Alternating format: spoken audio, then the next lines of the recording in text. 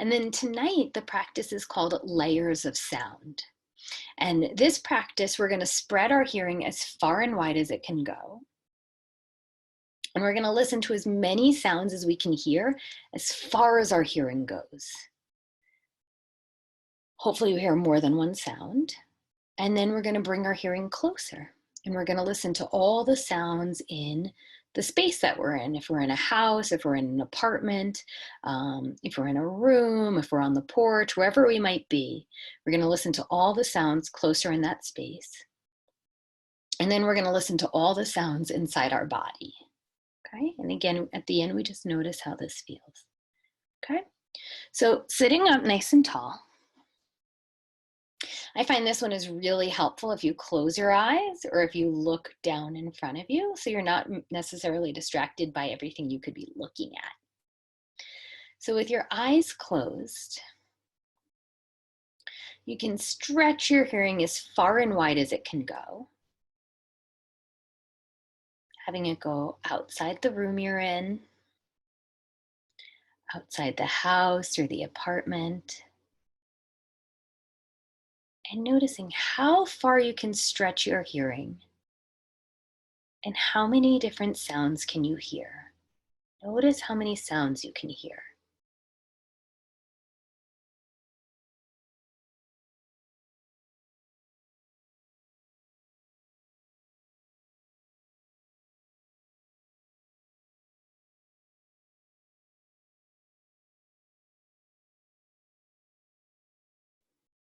And then bring your hearing closer into the room that you're in, maybe into the house that you're in or the apartment.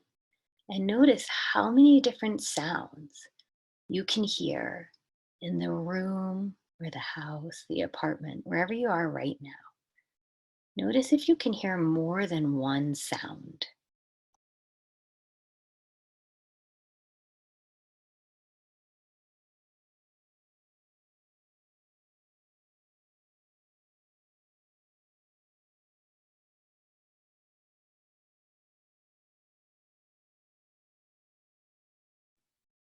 And then bring your hearing closer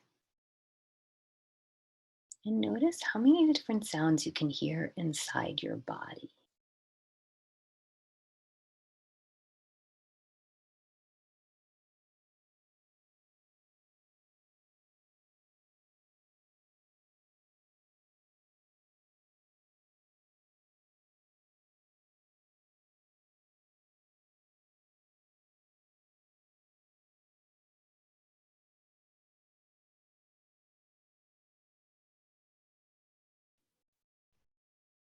And then breathe in and out. And breathe in and out. And just notice how this layers of sound practice felt for you. Did it give you more energy?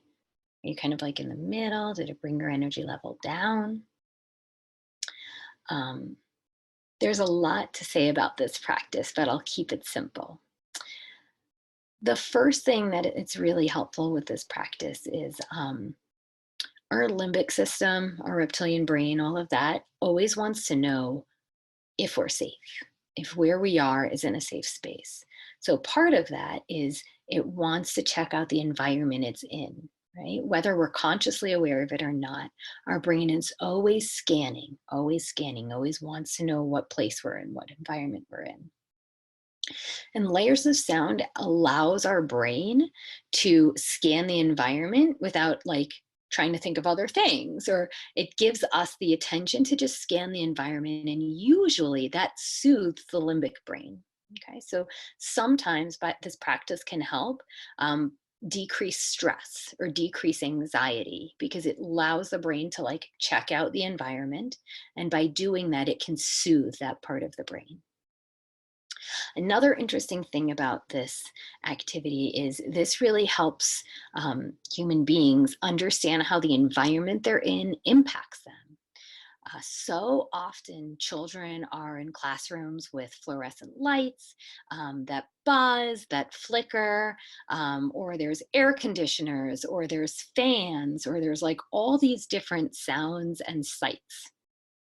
And aside from provoking that part of the brain to want to know what's happening, sometimes those sounds and sights really impact us. They agitate us. And I've had it where some kids think that school isn't for them, that they don't like school. They think that they're just agitated kids. They think that when they go to school, they're just a different person. They're more grumpy.